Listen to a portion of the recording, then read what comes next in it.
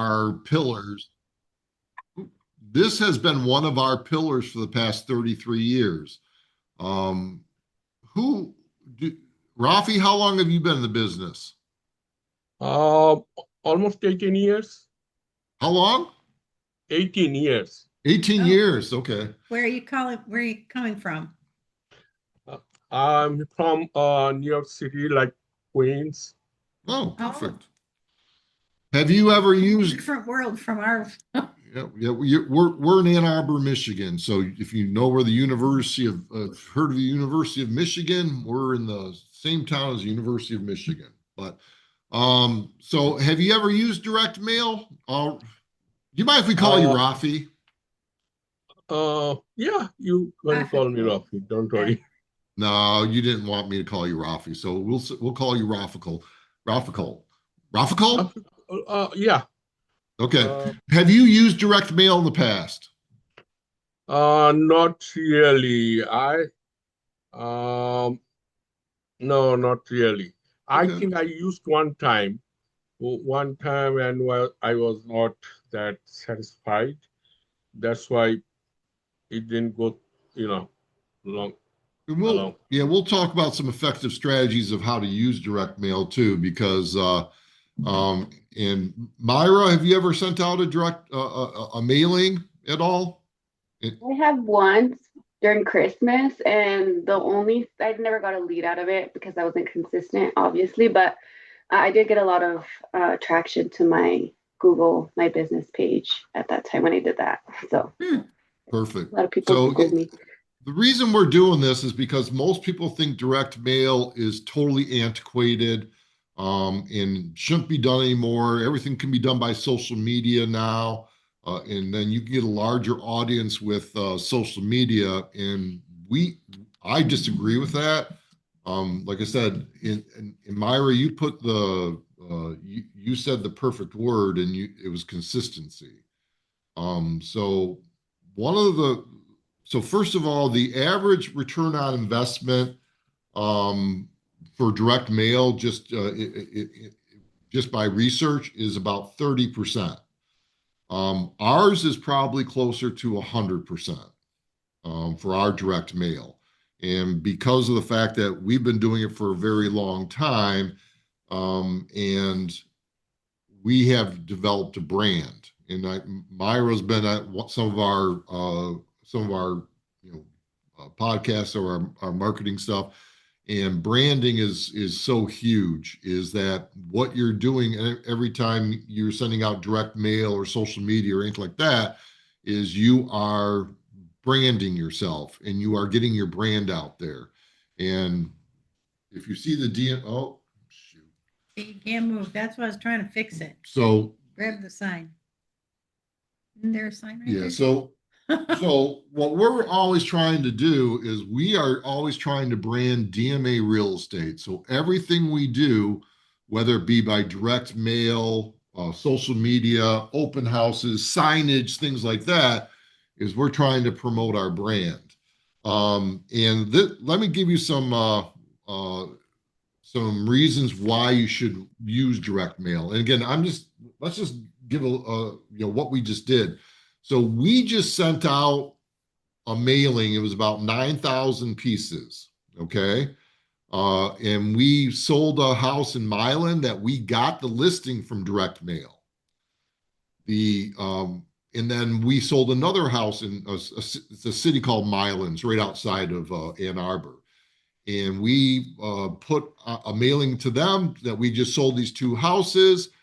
I got a response on that one for a $500,000 house, and so that'll be a $15,000 commission. And then I'm showing them properties. I'm showing a $575,000 house to them on Saturday. That'd be another $15,000.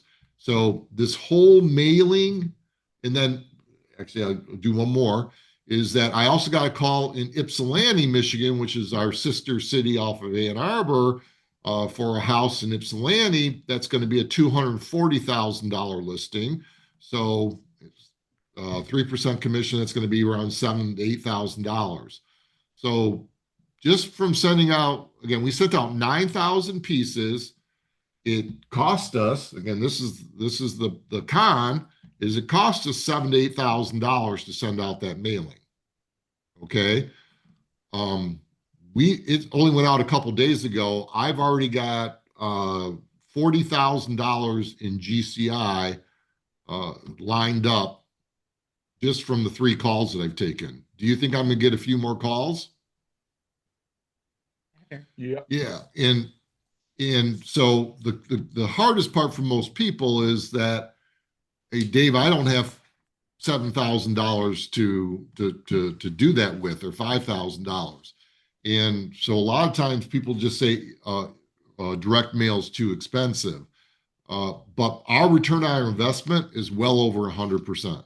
And so what I tell people is if you gave me $7,000 and I gave you back 40,000, would you do that deal? All day. Most people would say yes. And here's some facts about direct mail that most people are not aware of, and we'll kind of go into it. And then I do want to bring up one point before we go into everything, and it's reticular activating system, because it makes a big difference with direct mail. Is reticular activating system, or RAS, is something where if somebody is not in the market to buy or sell real estate and you send a direct mail market, and typically we use direct mail for just listings, just solds, okay? And then we do have geographical farms that we hit on a consistent basis. We're not as consistent as we used to be, but typically we sell something in our geographical farm area anyways, so we're sending something in there. But if someone's not in the market to buy or sell real estate, when you send a postcard to them, they will see it. They will, it will go into their consciousness, okay? But a lot of times it will go into the waste paper basket, okay? But if you do it consistently, you hit them, every, once a month, and you're hitting them every month, then let's say on month 4, one of the people in the neighborhood or people in the city that you're farming, or wherever you're sending your direct mail, they get a call from their boss saying, hey, you know what? You're being transferred out to Connecticut. We need you to get your house on the market in the next 30 days, and we're going to line you up with the realtor, but we need you out in Connecticut in the next 60 days. Okay? Now, everything that comes across their periphery will be hypersensitive to them. So every postcard they get regarding real estate, when they're looking online, they're going to be looking at real estate. And now they're going to be very attentive. And if you have been consistently sending something, they're going to say, well, Myra has sent me some things. I know she does a lot of business in this particular area. I need to call her to come and give me a valuation of my house. And because I've gotten 3 or 4 things from her in the past 4 months, she must be, an expert in my area. I'm going to give her a call. I'm going to give her a call to come, talk to about listing my home. And then the other part about that is that what do you think are the percentages of people that list with the first person they talk to or call? Anyone want to make a guess? It's actually 73%. So 73% of people list with the first person they contact. And so think about this situation. You've done it 3 times, and then you kind of go, this is a waste of money, this is a waste of time. And if you had sent that fourth postcard out, they would have called you for that listing because you were starting to get recognition from them. And then let's say one of your competitors sends out their first card on that 4th month and you don't, they're going to get that call. And it does work. And I'll give you one other example before I kind of go into some statistics. Is when I first started in the business in the early 90s, there was a subdivision in Ypsilanti. It was called Mill Point. And one of my friends, a fellow realtor, listed the first resale in there, and she decided real estate wasn't right for her. She wanted to get out of the business. She asked me to take that listing, okay, because she lived in the neighborhood. And this was the first resale in the neighborhood of a new construction neighborhood where they didn't co-op with realtors. Okay. So they, they would not pay realtors. So there, a lot of these owners did not have an affiliation with a realtor. So I listed that first resale, sold that, sent out a just listed postcard, and then it took off a life of its own. There were 688 homeowners in that neighborhood.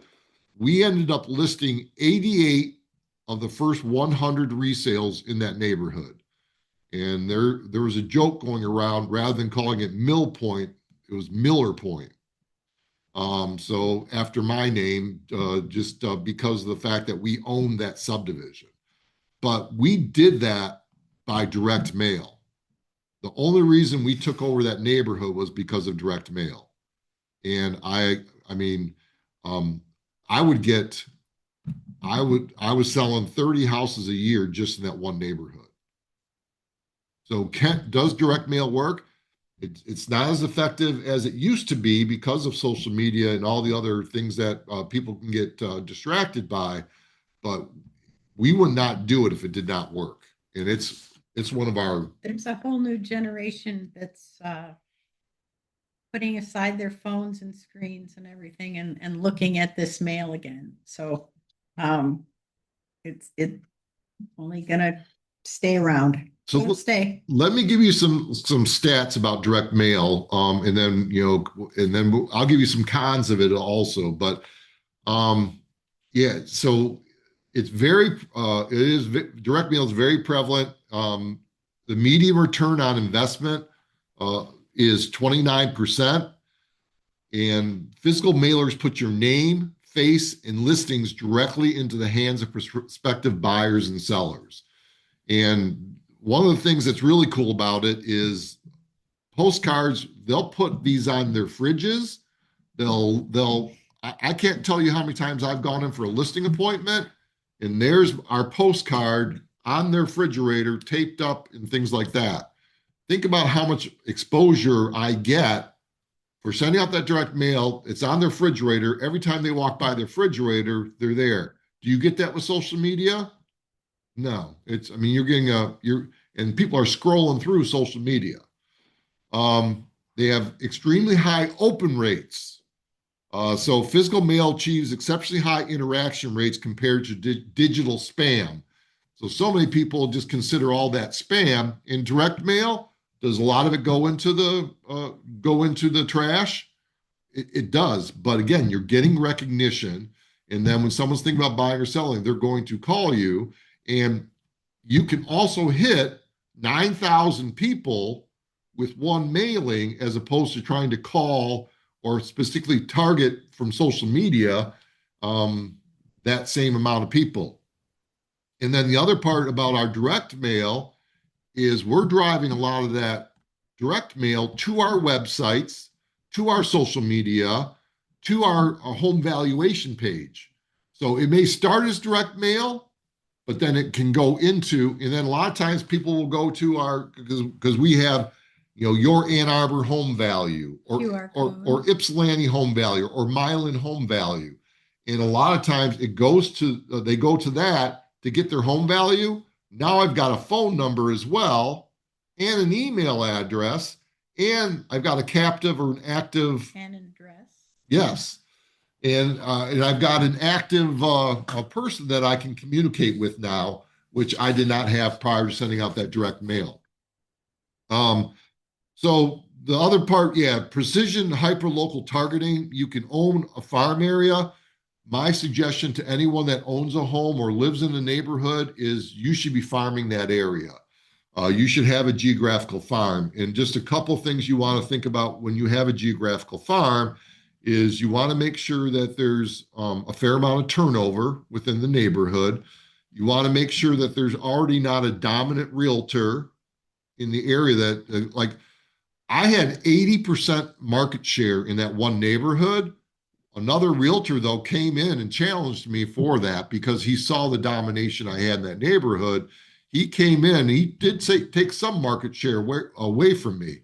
But if you live in a particular neighborhood, you own real estate in that area, you should be farming it, even if there's a dominant realtor there, because you're going to be able to provide something that if the other person that's dominating it isn't local and lives in the area, you're going to be able to offer something of value that they cannot do.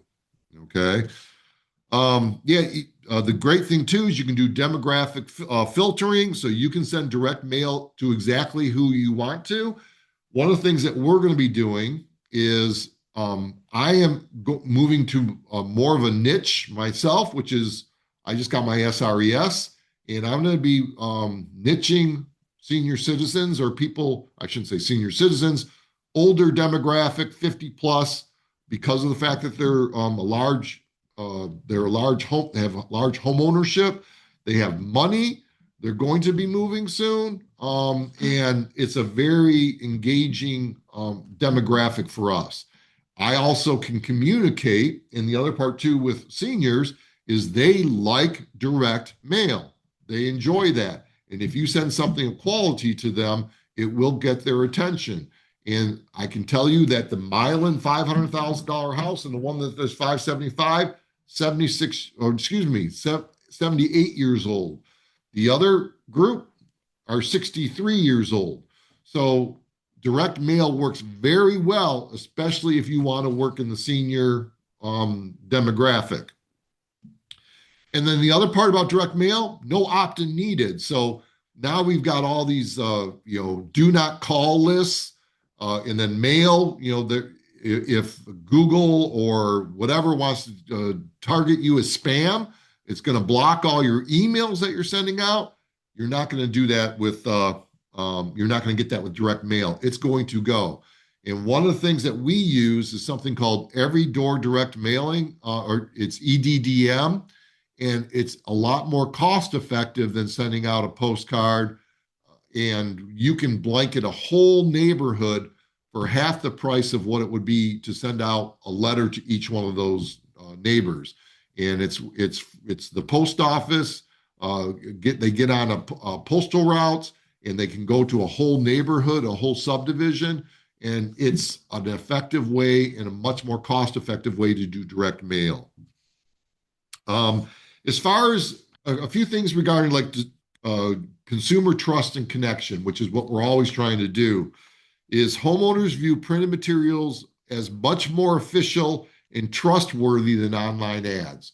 So when they get that, again, it's giving you legitimacy, and they'd much rather call off a direct mail postcard than some online ad. All generations engage in direct mail. Millennials, who make up a massive chunk of modern home buyers, express high trust in print advertising. And then the other part is neuromarketing shows print triggers that recall and emotional impact of direct mail is much larger than any type of social media. And look at it actually longer. And the other big thing is this. So what they're looking for is they're looking for high quality content. So if you're sending something out, you want to make sure that it's high quality, and it highlights stunning interior photography, and then it's just much easier to look at and be able to do that than something that comes across a mobile screen. And then the big thing for us is that sending neighborhood sales data and pricing trends positions you as definitive local expert. So just listeds, just solds, and you do that on a consistent basis, you are going to be one of the people that they're going to call, if not the only person that they're going to call.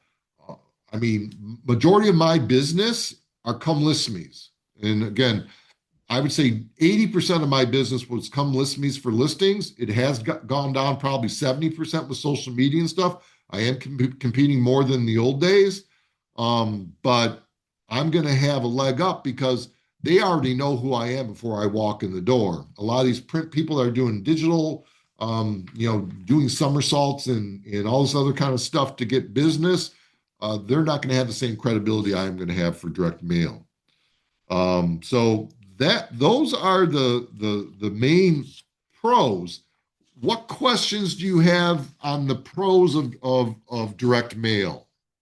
What questions do you have regarding that? Or do you have any? I have a question. Yep.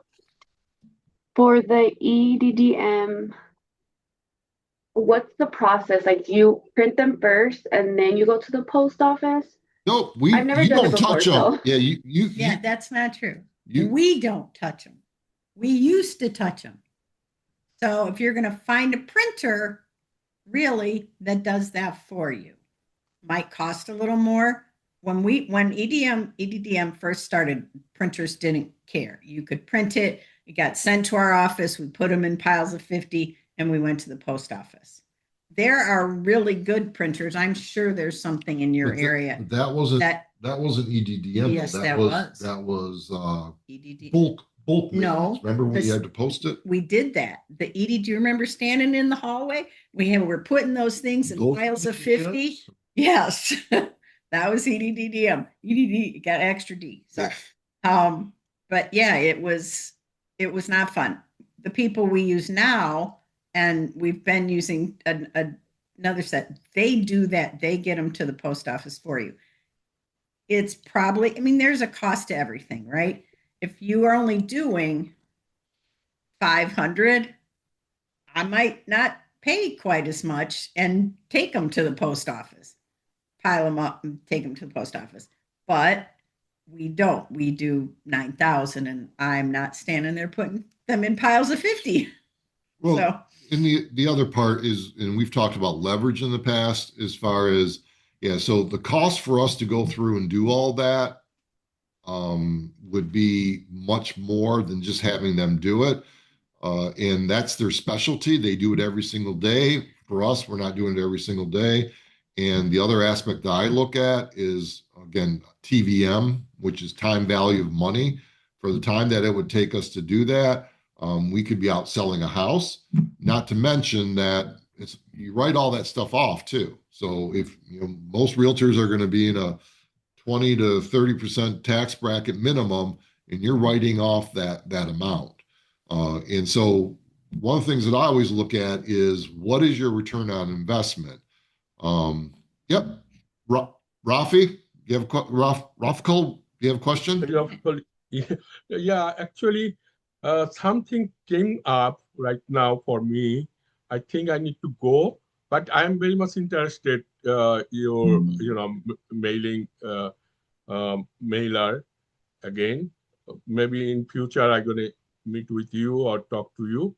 Yes, and we'll record this as well. So we'll kind of go through some of the cons and things like that, and we will record this, and you can go back and or you can just you definitely can reach out directly to us, and Kathy's going to put our emails in here. Oh, okay. So you have them, and feel free to reach out to either Kathy or myself, and we'd be happy. Sure. And this is something that we are very proficient on. Kathy's the one that usually puts them all together. I tell her, I want these just listings to go out or this mailing to go out, and then she deals with our print company. But my suggestion is find a print company that will do it for you, and where it's just basically, I need to send this mailing out, have them take care of it, just get a cost and a quote. But if you do it on a consistent basis, there's 0% chance you will not have a positive ROI. Will you have 100% ROI? Again, the average is about 29%. We use Canva to do our designs. And Canva AI. It's easy. I think you recording, I need to hear the recording. Yes, you'll get it. Hear that, I'll be more, familiar. Okay. Everything. Thanks. Perfect. I'm sorry. No worries. No worries. No worries. Yep. We all have business. No. Thanks for coming. Thank you. Thank you so much. Absolutely. Okay, bye. Now I have to pick on Myra again. So just to I'm going to do a couple more points regarding the positive aspects and just some things that we pulled up for regarding direct mail is that as far as engagement and open rates is what, and that's what we're really trying to get more than anything else is we want people to engage with our marketing, and we want them to open or do a call to action. If you call to action where they respond back to it, but so direct mail has universal visibility. Up to 98% of consumers bring their mail inside the same day it arrives, ensuring your brand is seen immediately. Superior open rates, over 91% of direct mails opened, resulting in an average response rate of up to 4.9% for prospects lists, vastly outperforming emails' average response rates. Response rates are less than 1%. So you're already going to be 400 times what an email open rate.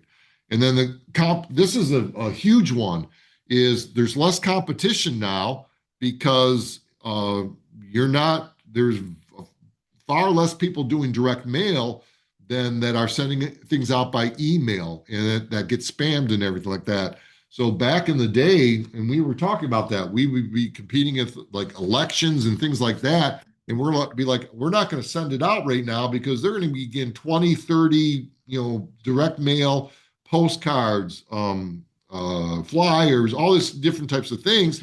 And I can tell you now, I don't get postcards anymore. I might get postcards once every, month from a realtor, but we do not consistently get them. And I have to admit, I look at every single one of them because we do, but when there was 20 of them, I wouldn't go through them. I was surprised actually that you said you got a good response at Christmas time because we avoid sending stuff at Christmas time as well.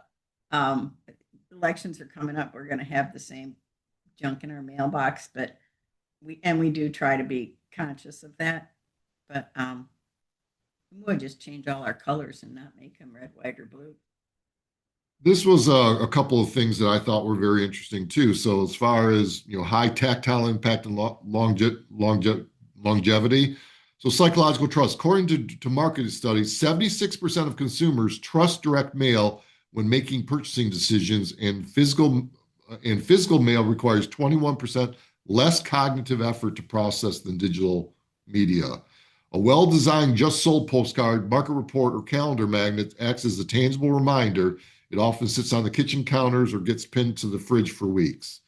So like I said, our ROI on it is absolutely huge, but we also do that as part of a larger marketing plan. And because, like I said, all this is branding. So let's say you list a house in a neighborhood. So you get a sign out there, right? That might have your picture on it, but it has your name and it has your brand on there. And then you may send out a just listed postcard, which gets in front of that homeowner. So they've already seen your sign in the yard. They've seen now a direct mail. And let's say you send out or you do digital video or digital images of your listing just listed to the community, Instagram. And we boost on Facebook too. So I'll take ads, get on Facebook, and then boost it to who our demographic is. And then you do an open house. And that's, again, getting you in front of the neighbors, and the neighbors come and see the house. That's just solidifying your brand, okay? And then you might do some you might do some circle prospecting into the neighborhood. And all you do is just call them and say, hey, my name is Myra. I'm going to be holding the house open down the street.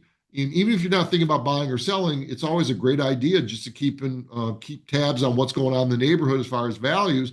Why don't you come down and check it out? And we also find that our neighbors are our best sources of leads. So if you think you might know someone that's thinking about moving to this area, have them come by the open house as well, or bring them with you. And that's another way of branding. So all these things work in conjunction with each other. Okay. And I'm a big open house person too, just because I can get in front of people. So did Kathy answer your Meyer as far as where do you get your designs? We do a lot of ours in Canva, but I'm gonna have Kathy because Kathy does all that. Yeah, we do them in Canva, or I mean, you can do them in Chat GPT, but it doesn't make it fun. We and Canva has AI, so you can just say, "Hey, can you make a really pretty, cool um, postcard 6 by 9? Here's my logo. Here's my this. Here's my that," and it works really well. And I have a lot of control over that. And if I really like something, I can keep it as a template. We don't try to be, but we are very consistent with our look um, in all of our subdivisions. So we stay very focused on that. But we change them up because stuff gets boring. And we make sure we're telling a story on our postcard as well. How we got what we did and how we do things. Talk about ourselves more than I sold 5,500 houses and $7 billion in real estate. Don't I wish? It's what did we do for our clients? And that's important. Yeah, we don't just say we just sold. We don't just say we just sold this house. We tell the homeowners that we're sending it into, these are the things that we did, and we're also going to notate some things that we know that we do that other people don't do. And we will spout about, like, if we got multiple offers and there was buyers that missed out on it, or we sold it and we sold it in 3 days and ended up having 11 offers, and so that there are buyers that are still out there that did not get one of these homes. So if you know someone in the neighborhood that might be interested, let us know. But the key to all this is, yeah, we make that brand consistent. And a funny thing is, we're changing up a postcard, colors, background, stuff like that. I want a black background. Someone else may want a blue background. And we were just talking about those different things. And what my basic response was, as long as the DMA real estate is consistent in the different backgrounds, I could care less. But the brand needs to be consistent, and your message needs to be consistent as well. And the other part is, you want to have some type of a call to action. So even if it's just hey, you want a free market analysis of your home, you can get a free an AVM by just going to, and then our URLs I think are important too.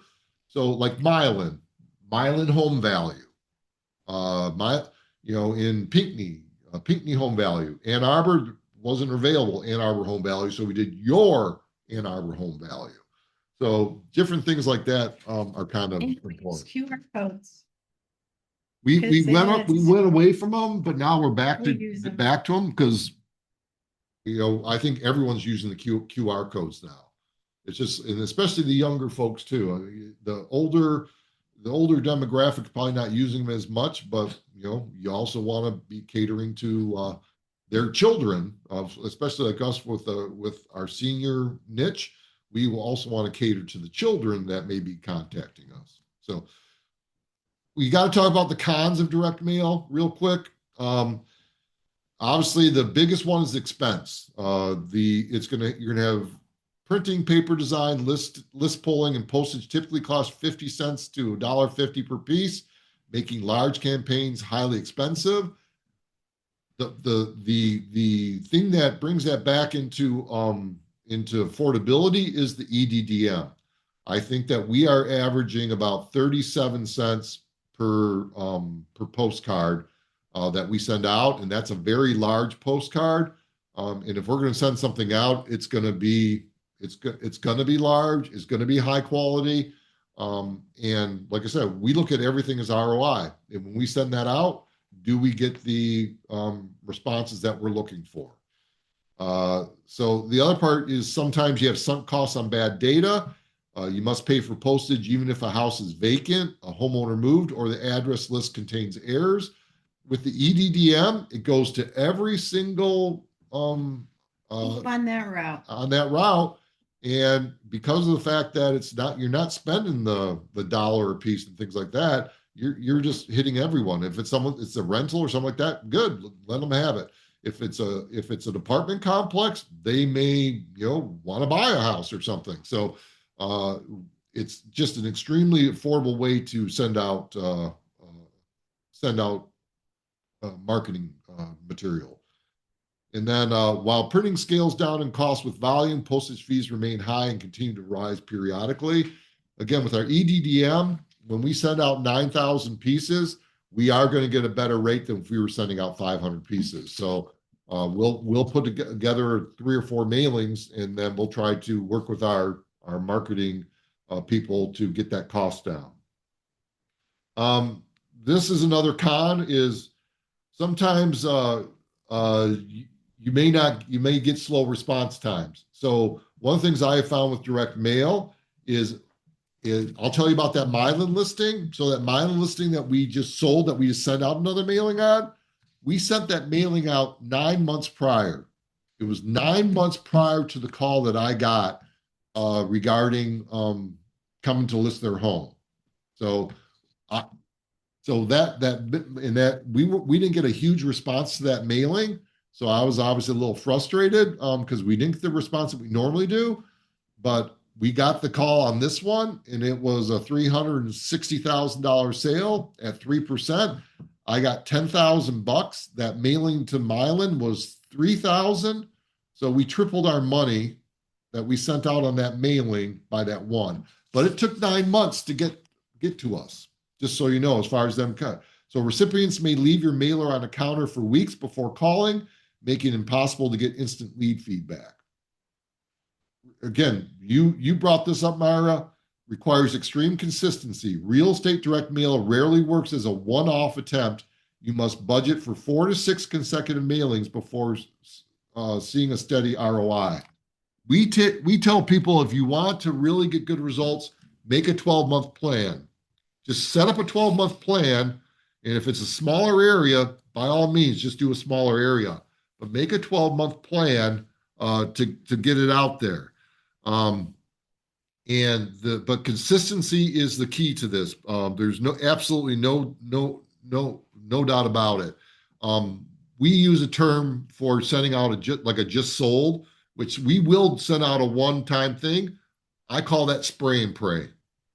So you're just putting it out there. You're praying that someone responds to it. Whereas if you're consistently doing like a minimum 4 months, but I would make a 6 to 12-month commitment to doing it, I will 100% guarantee you that you will get a positive return on your investment. But if you're just doing it once or twice, that's spray and pray.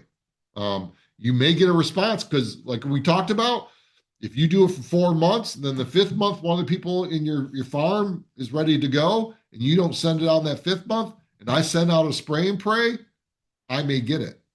So, and then the other part, the next part is it's very hard to track unless you have specific tools like unique QR codes, dedicated phone lines, or custom landing pages. It's incredibly difficult to pinpoint which mailer generated a call.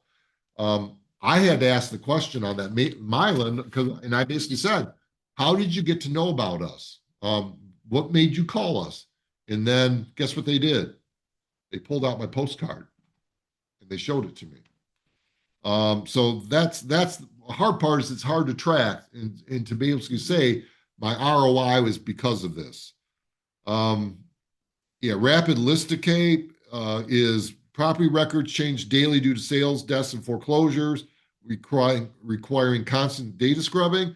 So on our geographical farms, where we are sending it into neighborhoods and we're not using EDDM, which is very rare these days, is we were constantly bringing up our updating our lists, going into the assessor's office, or not into it, but going online and having to reprint those out.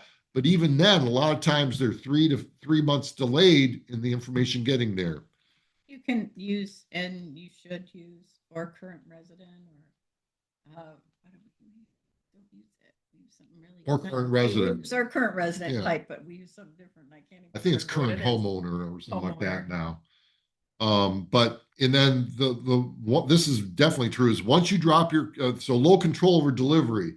Once you drop your campaign at the post office, you have zero control over the exact day or condition in which it hits the homeowner's hands. And the other part is, and I have 2 brothers that worked at the post office, and they would tell me about these EDDMs where these are large amounts of mailings where postal people would just go and throw them in a dumpster at an apartment complex or something like that.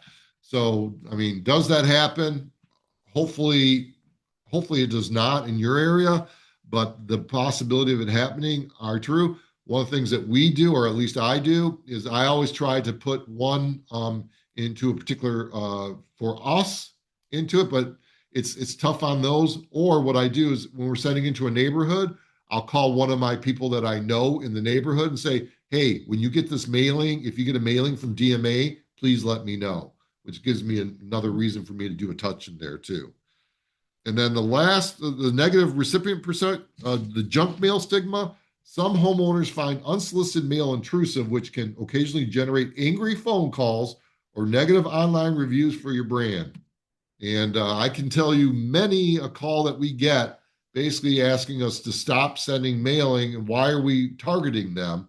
And we're not targeting them whatsoever. It's an every door direct mail. And we basically tell them, you know what? This is something going out to your whole neighborhood. My suggestion would be if you don't want to get it, you're going to get it because I can't pull out your particular name in an EDDM, is just, what, for the 5 minutes that took you to call and bitch and moan, you could just put it into your recycle bin or your shredder. And again, obviously, I don't use that term and I say it much more nicely. But you know what? You send out 9,000 pieces. Are you going to get one or two calls? Potentially. I've yet to get a negative review from direct mail. We've gotten it from AI, but not from direct mail. And then some environmental concerns. Some eco-conscious prospects may view massive paper campaigns unfavorably, potentially hurting your reputation in certain progressive markets. So we live in Ann Arbor, Michigan, which is tree hugger town, tree hugger capital of the United States. So we're always a little cognizant of that. But we recycle everything, and we probably should put a little note on the direct mail saying if this is not of interest to you, put that in your recycle bin, and then we can probably appease our tree hugging brethren as well.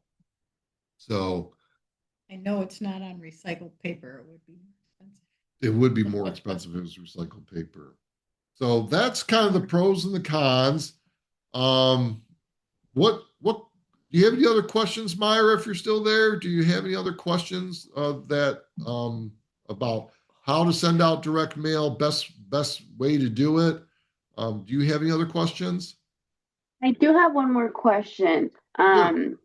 So when I have a listing in a different neighborhood that I'm trying to farm, do you Yep. suggest me sending mailers to my farm and that neighborhood or just the neighborhood? Are they geographically located near each other? Yes. If they're geographically located near each other, I would say yes. Okay. Just because, yeah. So, I mean, if it's something where it's on the other side of town, like 3 or 4 miles away, you're not going to get any, other than they're going to see that you're being successful listing in the neighborhood. If you're just getting started in your direct mail or your marketing, I would say yes, because I would just get in front of people. And I would do a just listed and a just sold. We don't we don't do just listeds all the time as much because we've already got that name exposure. And the house isn't on the market by the time we can manage to get it printed. So. Yeah, typically we do a marketing technique where we do coming soon, the beginning of the week. We start showings on Thursday or Friday with an open house on Sunday. And Monday we present offers, and that's probably 75% of our deals go like that. So we usually don't have the time to even do it just listed. But if I was not known in a particular area or neighborhood, I would probably try to get the just listed out just to get that name recognition. Again, because it's all still can't hurt except for the cost, but they're close for sure. Go for it. Because again, in direct mail, like I said, you hear so many people say that it's a waste of money, it's a waste of time, and I would again, I personally, and we've been struggling with the finance part of it as well because we've been doing half the deals that we normally do, and that's just the market right now. There's only half the deals being done, but I would much rather spend that, come up with $7,000 to send out my mailing than trying to call 9,000 people. And if you try to call 9,000 people, most people, like if you try to call me and I don't know who you are, Yeah. you won't get me. It'll go to voicemail. So I know I get a much better quote unquote open rate or whatever with our, and we do postcards too, because yeah, you do an envelope and things like that. It's, you know, it may not get the same reaction. You can tell it's not And the other part too is if you personalized. are going to use an envelope and let's say it's only 20 to 50, handwrite the name and address on the postcard. Handwrite it. Don't get a mailing label or something like that. That is one thing that I've definitely seen is that whenever I handwrite something, I get much better response rate. And I had a situation, my first listing ever that I got, I hand wrote the just listed. I did the whole postcard, not just the name. I hand wrote the whole postcard. Hey, I just listed this house. You know, if you want information on, call me. I hand wrote all that. I still have the scar on my finger from doing that. And then when I sold that, I did the just solds the same way, handwritten. That's because we didn't have computers. We back didn't then. have that. We couldn't send out. We couldn't do mailings at that time either. There wasn't. We didn't have There's the. very little And ability but to I got technology. my first listing, and that wasn't in that one where we got 88. I got 5 additional listings in that particular neighborhood. It was Northbrook, and then the one circle, Glenbrook Circle. I got five listings total in there by doing the just listed and just sold postcards. So, but again, that was also the early 90s. So, but trust me, when I mean, I'm an old person now too, and I get all this different type of social media. I get phone calls, and I get the postcards in the direct mail. I'm much more likely to see the direct mail, and I look at that as a much more genuine. I would respond to direct mail much more than I would uh, email, a text. And now everyone's texting you that doesn't know you, or a phone call. So you got to do what works for you, and then just in what I always say too, if you're new to the business, try a bunch of different things and find out what works for you. And it's the old adage of, you know, throw up against this wall and see what sticks. And some things will work. Part of it's your geographical location. Part of it is who's the demographic that lives in your general vicinity. And the other part would be is if you don't like to cold call, why cold call? Again, I totally go against the you got to do what's uncomfortable. That's bullshit. It's absolute Do bullshit. what you're good at. Find something you enjoy doing and just do it really well. And if you're creative, do a real nice creative marketing piece and follow it up with some social media. So, any other questions, Myra? No, that's all. Thank you so much for your time. I think I'm going to get my SRES here I soon, so I'll let you know how that goes. And I Yeah, was and going to let ask, us. can I share this link to any real estate agent, or is it just for real? Oh, Oh, no, every anybody. single. Yeah, no, this is totally broker agnostic, and when you get the different like if you go and pull them up on like our YouTube channel, if you do what is so if you go Real like DMA Dave. well, but that's not our YouTube, but If you search it, you'll find everything. so Okay. if you and you can go to our you so we record these on the YouTube channel as well. Yeah. We're probably not going to get a ton of engagement just because we're like we talked about, we're not the social media kings and queens. And so, but share them with it, and then yeah, if you see a link and there's a particular topic you think would be great for some of your friends, tell them to get on so you can have Okay. one-on-one conversations with someone that he and she know what they're talking about. They've been living it for 33 years. So Maybe we should talk about Real Broker. well, not on these. No, we want to make it We totally can't. broker agnostic if they want to ask questions about it. But Expose yeah, that. we just want to try to give some knowledge to people that want to hear what we have to say. That's why we're not that, we're not that worried about getting 20, 30 people on. We just want people on that we feel we can, give some information that will help them out. All right. Okay, thank you so much. I appreciate your time. Yeah, it was good to be with you again. Have a great day, okay? You too. Bye bye. Bye-bye.